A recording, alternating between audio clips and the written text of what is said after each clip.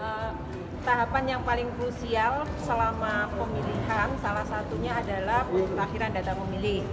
Oleh karena itu harapannya masyarakat bisa membantu petugas kami yang nanti akan turun ke lapangan pada tanggal 15 Juli sampai tanggal 13 Agustus. Mereka akan datang dari rumah ke rumah, ngetuk pintu untuk mencocokkan data pemilih yang mereka bawa dari hasil pemetaan TPS. Nah, yang kami harapkan masyarakat ketika nanti ketemu petugas BPDP, kalau bisa tidak masuk ke dalam rumah, cukup di teras, kemudian menjaga jarak dengan petugas kita, tetap mereka bisa diterima dengan baik karena petugas kita yang turun ke lapangan semuanya sudah melakukan rapid test dan kemudian dibekali dengan APD lengkap, pakai face shield, pakai sarung tangan sekali pakai dan juga pakai masker sehingga dipastikan petugas kami aman untuk turun ke lapangan. Itu yang perlu masyarakat paham. Kemudian juga masyarakat perlu menyediakan dokumen mereka yaitu KK dan KTP. Harapannya petugas datang nanti tidak berlama-lama, bisa cepat melakukan tugas manakala KK dan KTP-nya sudah disediakan di awal. Coklit ini menjadi barang yang menentukan ke depannya karena hasil coklit inilah yang akan dipakai sebagai bahan berapa jumlah pemilih, kemudian bahan juga untuk menentukan jumlah surat suara yang akan tersedia di setiap TPS.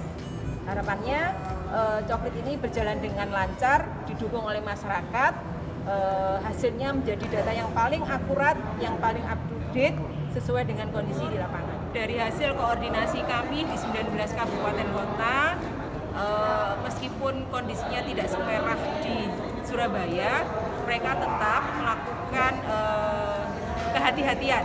Jadi mereka sebelum turun ke lapangan tetap berkoordinasi dengan gugus tugas, dengan pihak keamanan, manakala mereka memang membutuhkan untuk mengumpulkan massa. Kenapa butuh mengumpulkan massa? Misalnya melakukan BIMTEK.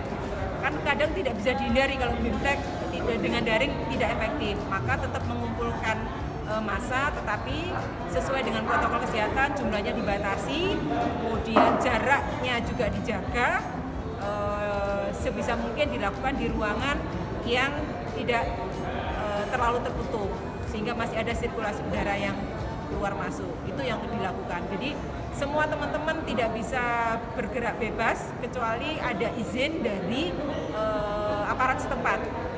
Kalau dulu kita bisa pokoknya BIMTEK gitu ya, sekarang enggak, semuanya harus sesuai dengan protokol kesehatan. Jadi rata-rata mereka menggunakan daring. Kalau misalnya ini nanti apel serentak, kalau dulu apel serentak dikumpulkan bareng, sekarang enggak, mungkin di tingkat kecamatan dan kelurahan dilakukan itu, tetapi sebagian mungkin dilakukan dengan metode daring. Itu yang hari ini mulai digalakkan, termasuk rakor-rakor. Kami pun dari KPU RI rakor melalui daring selalu, tidak pernah tatap muka, selalu daring. Bu, mengenai tahapan pemilu sampai sekarang jadwal, maksudnya jadwal itu berubah nggak? Kan ada pandemi ini. Kalau jadwal tentunya mengikuti tahapan yang terbaru ya, artinya kalau tahapan coklit itu 30 hari ya tetap 30 hari, tetapi waktunya memang mundur, disesuaikan dengan kondisi hari ini, tetapi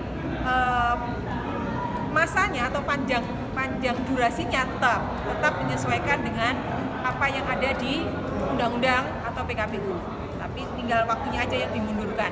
Zona merah, semua Surabaya zona merah ya, sehingga kami tekankan pada petugas, pertama datang adalah koordinasi dengan RT RW.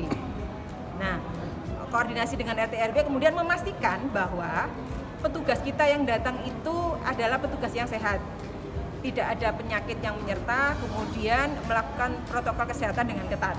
Itu yang perlu diyakinkan kepada masyarakat sehingga tidak takut ketika menerima petugas kami datang. Jadi kondisi apapun bisa dilakukan selama dia melakukan protokol kesehatan dengan baik. Terus juga ini, masyarakat diharapkan manakala dengan koordinasi RT RW diketahui barangkali ada yang sedang diisolasi, maka mungkin ada cara lain untuk bisa mencoklit mereka. Barangkali misalnya tetap datang ke rumah, tetapi mereka tidak perlu keluar rumah. Cukup datanya ditunjukkan lewat jendela, barangkali seperti itu.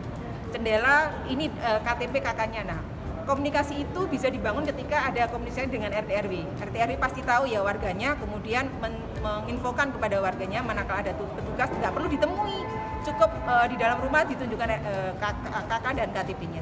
Nah, barangkali ada yang masih tidak dimungkinkan datang ke rumah, ya mau tidak mau mungkin via Zoom atau via daring itu bisa dilakukan. Intinya petugas kami wajib memastikan setiap nama yang ada di AKWK itu terkonfirmasi dengan baik di lapangan. Tujuannya itu. 100.000 sekian itu pemilih akan dilakukan pencoblosan. Data ini belum final teman-teman karena proses menuju DPT itu masih sangat panjang dan akan ada tahapan tanggapan masyarakat terhadap nanti proses pemutakhiran data. Pada stiker coklit namanya AA2KWK itu nanti akan ditempel berbasis KK. Jadi di sisi kanan atas stiker ada yang namanya barcode, itu ketika di-scan menggunakan HP, pemilih akan dengan mudah mendeteksi apakah dirinya sudah masuk ke dalam daftar pemilih. Ya. Jadi akan menuju ke lindungihakpilihmu.kpu.go.id. Itu setelah dicoklit ya, Bu?